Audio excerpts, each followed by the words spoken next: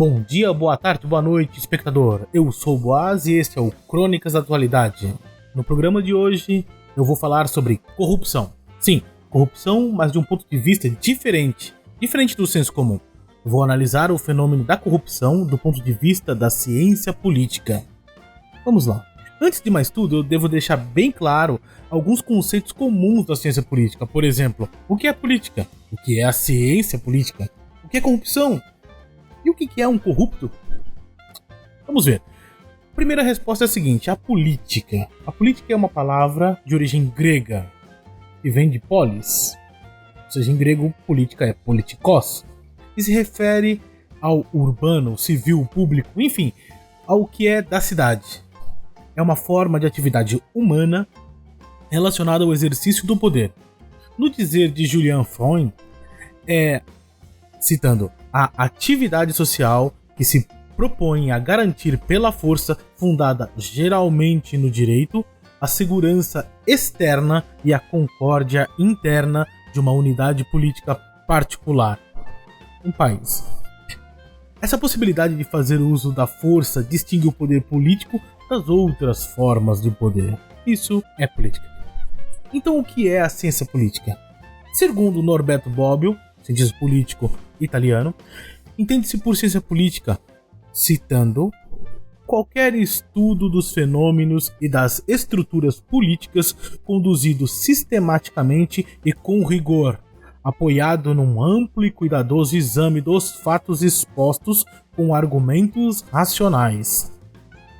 Nesta acepção, o termo ciência política é utilizado dentro do significado tradicional como o oposto à opinião sobre política.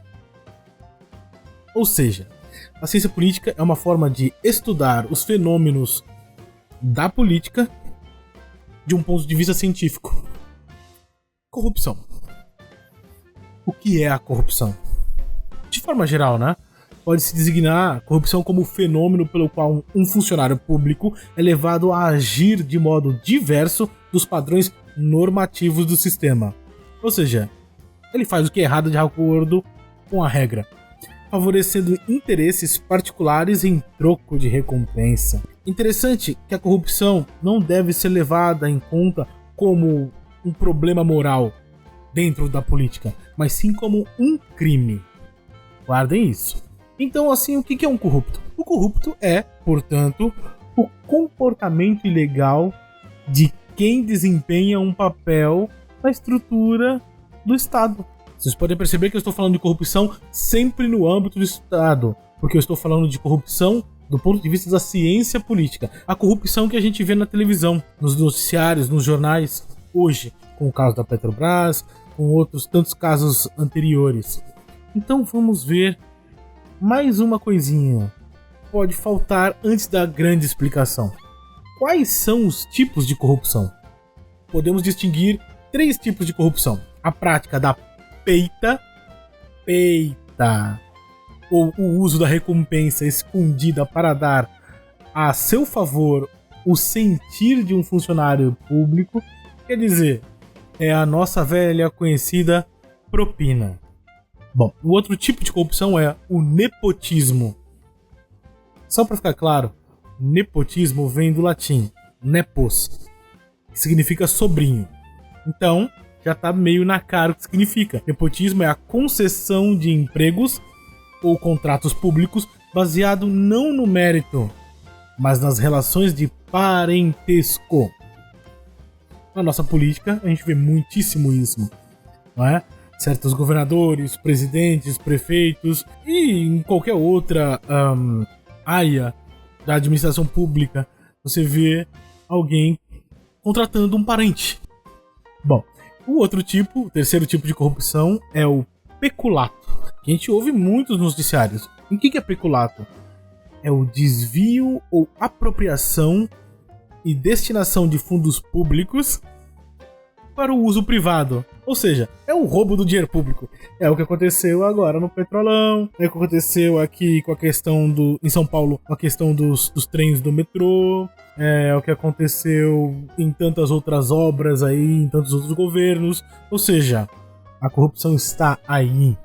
Tendo isso claro, vamos à grande explicação do programa, que é analisar a corrupção de um ponto de vista da ciência política. Vamos generalizar. Vamos começar lá nos tempos mais primórdios, mas não tão antigamente.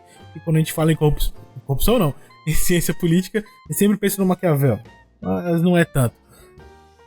Houve um pensador chamado Alexis de Tocqueville, francês, que viveu na época da Revolução Americana. E ele escreveu um grande livro chamado A Democracia na América, no qual ele analisava o fenômeno da democracia nos Estados Unidos, que era uma nação nascente na época. Ele escreve, num certo ponto, o seguinte, vou citar o trecho dele.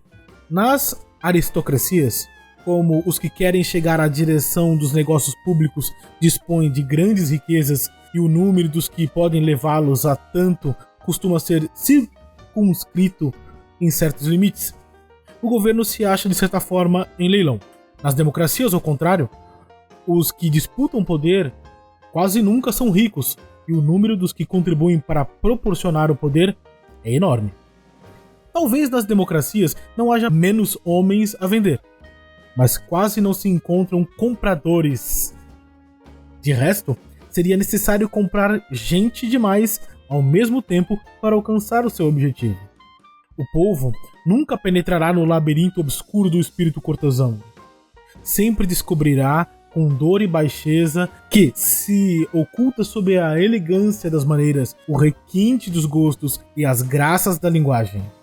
Mas roubar o tesouro público ou vender a preço de dinheiro os favores do Estado é coisa que o primeiro miserável compreende e pode gabar-se de fazer igual quando chega a sua vez. O que se deve temer, por sinal, não é tanto a vista da imoralidade dos grandes quanto a da imoralidade que conduz à grandeza. Na democracia, os simples cidadãos veem um homem que sai de entre deles e que alcança em poucos anos a riqueza e o poder. Procuram saber como aquele que ontem era igual a eles vê-se hoje investido do direito de dirigi-los. Atribuir a sua elevação e a seu talento ou as suas virtudes é realmente incômodo, porque é confessar que eles mesmos são menos virtuosos e menos hábeis do que ele. Assim, dão como causa principal alguns dos seus vícios, e muitas vezes têm a razão de fazê-lo. Produz-se, desta forma, não sei que odiosa mistura entre as ideias de baixeza e de poder, de indignidade e de sucesso, de utilidade e de desonra. Estou citando Alexis de Tocqueville, Democracia na América, na edição de 1998, página 256 a 257. Se vocês ouvirem com bastante atenção o que eu acabo de dizer, vocês percebem que essa citação se assemelha demais ao que está acontecendo no Brasil hoje, no qual a política é vista como o âmbito da corrupção, do âmbito do vício, do crime. E as pessoas acabam julgando os políticos, de maneira generalizada, como baixos e desonestos. Nisso, o próprio exercício da política e a própria política acaba se tornando desonrosa. Ou seja, temos uma deteriorização das instituições políticas como o Poder Executivo, o Parlamento, até o Judiciário, que não faz parte diretamente do poder político, mas é seu auxiliar. Ou seja, a política, no fim da história, acaba sendo degenerada pela corrupção. Mas vamos deixar de generalização, vamos falar de Brasil. Vamos lá, o caso brasileiro. Num país de formação patrimonialista, no qual a modernização econômica e do Estado não foi precedida, nem mesmo acompanhada por novas relações de poder baseadas no princípio liberal de contrato, o arcaico, as coisas velhas, convivem com o moderno como num tipo de patrimonialismo burocrático. Esse é o Brasil. Na verdade, a modernização brasileira é incompleta e contraditória, e teria nos legado um conjunto de 4 gramáticas que organizam as relações entre o Estado e a sociedade. Então conviveriam lado a lado o clientelismo e o corporativismo, o isolamento burocrático e o universalismo dos procedimentos. Num país formado historicamente dessa maneira, a corrupção política não poderia deixar de ser endêmica e de se fazer presente nas diversas instâncias do poder e da representação. E do outro lado da moeda patrimonialista, encontramos um setor privado fortemente dependente do Estado e sem muitas peias culturais ou morais diante de oportunidades abertas a comportamentos que levam à busca do lucro. E olha que eu não estou falando de capitalismo, eu estou falando de comportamento político. A história do Brasil é muito bem representada nesse contexto de patrimonialismo e de coisas contraditórias que convivem. Continuando. Um Estado de origem histórica patrimonialista também se caracteriza por ser excessivamente centralizado e regulamentado, sem que isso implique capacidade de controle por parte da sociedade. Na verdade, tais elementos dão força à burocracia estatal e aos agentes políticos que controlam e tomam decisões sobre os recursos. Nesse cenário, em que os agentes privados buscam capturar renda e os políticos e burocratas controlam volumosos recursos e promovem a sua alocação longe dos olhos da sociedade, está dada a oportunidade para a prática da corrupção. É notável que, no caso brasileiro, fraudes em licitações públicas, desvios de verbas, são práticas imemoriais, desde sempre, e sobrevivem à mudança do regime há séculos. As inovações institucionais e as novas tecnologias de controle, democracia, instituições de accountability. O que é accountability? São instituições que verificam, que criticam e que investigam as ações públicas, como a Polícia Federal, o Ministério Público, a própria Justiça e outras coisas. Isso é accountability nos âmbitos administrativos e judiciais. E também os mecanismos de governo eletrônico faz parte dessa accountability.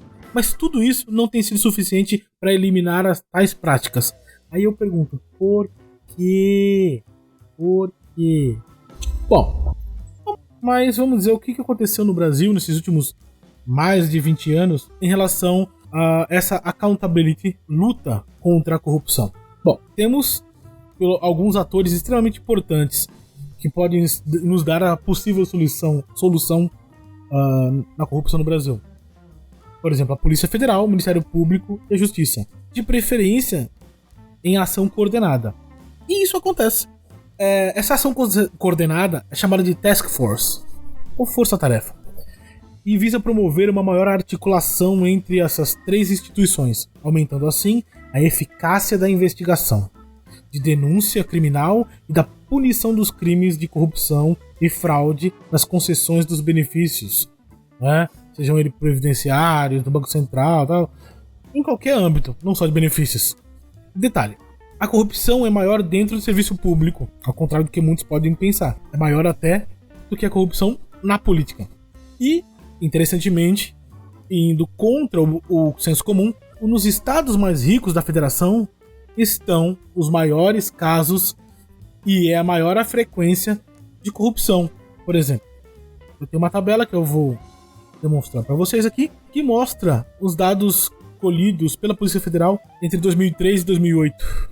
Vocês podem perceber o seguinte, que fraudes no INSS, corrupção em concessões, autorizações e fornecimento de documentos públicos, fraudes em licitações, desvios de dinheiro e recurso público, ou seja, 3 tipos de corrupção dentro da estrutura pública não são políticos. E são os 3 primeiros, com maior número de frequência. Ou seja, o que aparece na mídia é meio que um circo. Eu não estou defendendo os políticos, de forma alguma. Porém, a corrupção, ela é mais uma coisa da máquina pública do que da própria política. Como vocês podem ver, desvio de dinheiro de recursos, corrupção política e fraude em fiscalizações é logo abaixo. Mas a questão política vem em 5º lugar. São dados da Polícia Federal. Bem interessante. Então, se é assim, a corrupção pública é a apropriação direta e desvio de recursos públicos ou fraude organizada e retirada de atividades estatais de autorização, concessão e ou fiscalização relativas a interesses, bens e atividades econômicas por parte dos agentes públicos ou até privados, mas com a necessária participação dos agentes públicos. Perceberam? Tudo bem. O que você talvez não sabe sobre o sistema de combate à corrupção é o seguinte: no sistema brasileiro, o juiz permanece inerte até ser provocado pelo Ministério Público ou por advogados nomeados pela parte interessada. Ou seja, o juiz sozinho não vai acusar ninguém nem vai procurar ninguém. No caso da ação penal pública, cuja a proposição é monopólio do Ministério Público, só o Ministério Público pode propor uma ação penal pública nesse caso de corrupção. O Ministério Público depende do trabalho de investigação desenvolvido pela polícia, seja ela estadual ou federal, que em sua vez também depende da autorização judicial para lançar mão das medidas mais contundentes contra os investigados na fase de apuração de supostos crimes. E como o país é federativo e o judiciário se organiza em 3 ou 4 níveis, tais medidas podem ser revistas e suspensas por tribunais estaduais ou federais, dependendo do caso. O mesmo acontece com os processos criminais inaugurados pelo Ministério Público e sentenciados pela Justiça de primeiro grau. Muita coisa pode não vingar.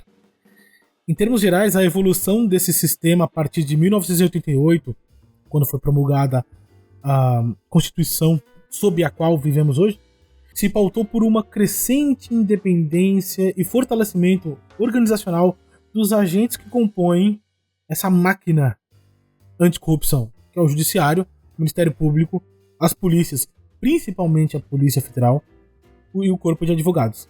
Mas a integração entre eles sempre foi um problema, afetando o grau de eficiência desse sistema. Ou seja, essas peças brigam entre si, o que acaba fazendo com que poucas pessoas sejam presas e as coisas acabem em pizza. Bom, vamos lembrar que é o seguinte: os atores brigam entre si e nas diferentes fases do processo. Eu vou mostrar para vocês um quadro aqui que mostra a tipificação do tratamento da corrupção praticada no Brasil pelos ocupantes do cargo executivo. Nós temos aqui 3 tipos de crimes: o crime de responsabilidade, o crime de corrupção e o ato de improbidade administrativa. O crime de responsabilidade, ele é julgado na instância do legislativo, do respectivo legislativo, se é municipal, pela Câmara dos Vereadores, se é estadual, pela Câmara dos Deputados Estaduais, se é federal, pelo Congresso. Quem são os atores envolvidos nesse tipo de crime de responsabilidade fiscal? Fiscal, né? Acabou. Mas não é só fiscal, é crime de responsabilidade. São os políticos.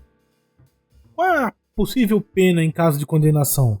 O impeachment e a suspensão dos direitos políticos. Qual é o custo extra-processual? São os custos de reputação.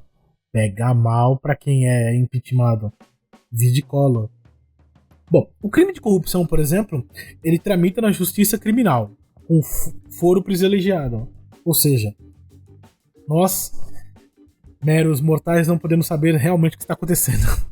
Quem é o ator envolvido? A polícia, o Ministério Público e o Judiciário.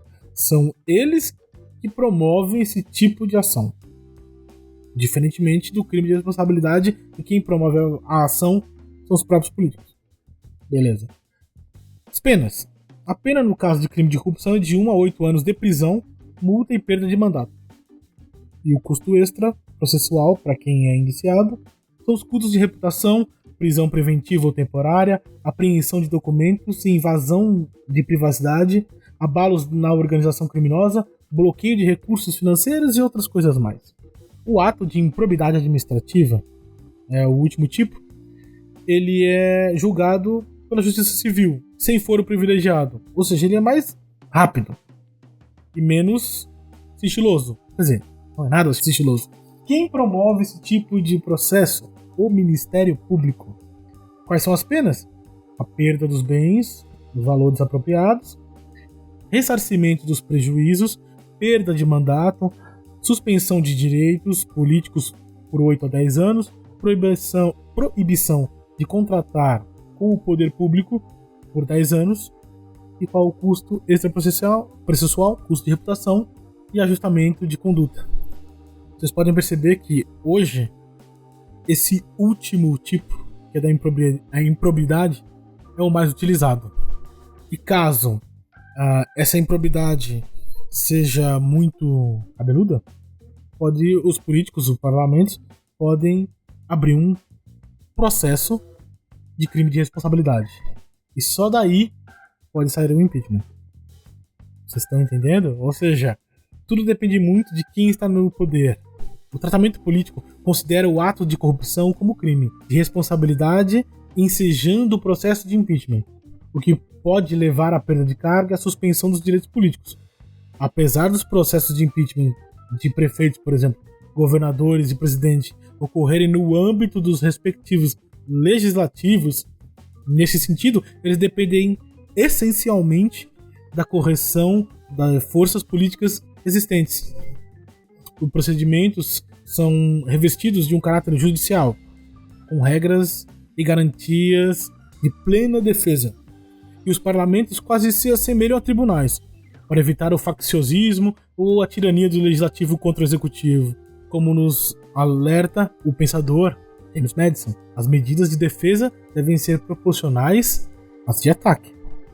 Porém, a grande inovação brasileira na área do combate à corrupção foi a criação de uma terceira forma de tratamento da corrupção, qualificada como improbidade administrativa, que a gente viu na tabela. Essa nova forma, prevista na Constituição de 88, foi criada só com uma lei em 92 e busca ter o mesmo impacto dos processos políticos e judicial comum, sem depender das contingências do processo político e judicial, ou seja, as correlações de força no legislativo. Nem tão limitado por prerrogativas legais do cargo como o segundo. Bom, enquadrado o caso como improbidade administrativa, promotores de justiça de primeira instância podem processar qualquer autoridade política em qualquer ponto da hierarquia governamental. Se condenado em ação civil pública por improbidade administrativa, o acusado perde o mandato e tem seus direitos políticos suspensos por 8 a 10 anos, além de ser obrigado a ressarcir os cofres públicos. Então por que não qualificar a corrupção como crime? Essa terceira hipótese permite que os ocupantes do cargo executivo, de prefeito a presidente da República, sejam julgados na primeira instância da justiça, sem o privilégio do foro especial em tribunais superiores. Por outro lado, por se tratar de processo civil, acusados de improbidade administrativa não podem ser presos. Nem as sentenças judiciais finais implicam perda de liberdade. Também a polícia e o judiciário não se envolvem na etapa inicial da investigação, que fica restrita ao promotor ou ao procurador de justiça, pois estão em jogo apenas os aspectos cíveis e não criminais da improbidade cometida. Isso é interessante. Parece, assim, na teoria, que as coisas funcionam muito bem. Mas, depois de mais de 20 anos de processos, ficou bem claro que a produtividade desse tipo de ação é muito baixa. E de quem é a culpa? Da lentidão dos processos da justiça, da infinidade de recursos protelatórios por parte dos acusados, pela postura mais restritiva dos juízes acerca das competências do Ministério Público para atuar nessa área, muitas vezes não reconhecendo a legitimidade jurídica das ações e dos procedimentos adotados durante a investigação. Essa baixa efetividade processual tem levado muitas vezes o Ministério Público a privilegiar procedimentos pré-judiciais, como o inquérito civil, como forma de solucionar casos sem levá-los à apreciação do judiciário, pela via do termo de ajustamento de conduta com políticos e administradores, e impor-lhes, no caso, custos reputacionais, utilizando-se da mídia para atingir a sua imagem. Também é a busca pela redução da impunidade e pela obtenção de resultados mais rápidos que parece estar na origem da retomada do tratamento da corrupção como crime comum por parte do Ministério Público e da Polícia Federal nos últimos anos. Com tudo isso, as operações acabam se transformando em espetáculos de mídia, que tem despertado igualmente a reação de políticos e também de juízes e advogados. Eles acabam dizendo que o Ministério Público, a Polícia Federal, estão cometendo excessos nessas operações. E de fato, prisões autorizadas em caráter preventivo ou temporário, sob as lentes das televisões, tem um aspecto de prisão em flagrante, antecipando assim a culpa dos acusados. O que é bom e o que é ruim, porque no fim acaba se manipulando a opinião pública. Eu não estou defendendo os corruptos de forma alguma, estou analisando. De pessoas comuns a grandes empresários, de figuras públicas e figuras públicas, né, têm sido levados em camburões, portando algemas, sob a mira de armas e câmeras. As imagens são veiculadas em escala nacional e, de fato, emprestam apoio às ações policiais e geram, mesmo que pelos mais efêmeros instantes do tempo midiático, sensação de que algo tem sido feito contra a impunidade e contra os corruptos que são criminosos. Em resumo, o crime, o tratamento jurídico está deixando de ser civil para poder ser federal, criminal. Está indo tudo pro Supremo. Vocês estão me compreendendo? Aquilo que acontecia 20 anos atrás e a saída civil está sendo meio que revertida nos dias de hoje. Ou seja, os custos envolvidos no tratamento penal do crime de corrupção estão sendo superados por uma articulação das três instituições. Lembrando que os processos criminais correm em segredo de justiça e são muito mais lentos. Por isso, eu estou dizendo que essa articulação está queimando etapas, tá? Entendeu? A articulação entre as três forças. Por essa via, a polícia, o Ministério Público e juízes de primeira instância acabam se ajudando. Essa sintonia mais fina de propósitos é a grande novidade da experiência brasileira recente de promoção da responsabilização da classe política. As operações da Polícia Federal ilustram muito bem esse ponto. Elas são mais contundentes do que a ação civil pública de um promotor estadual qualquer contra um político qualquer que pode ganhar a mídia num dia, mas cairá no esquecimento poucos dias depois, juntamente com a morosidade de justiça, que vai se encarregar de jogar todos esses fatos no esquecimento. A velha pizza.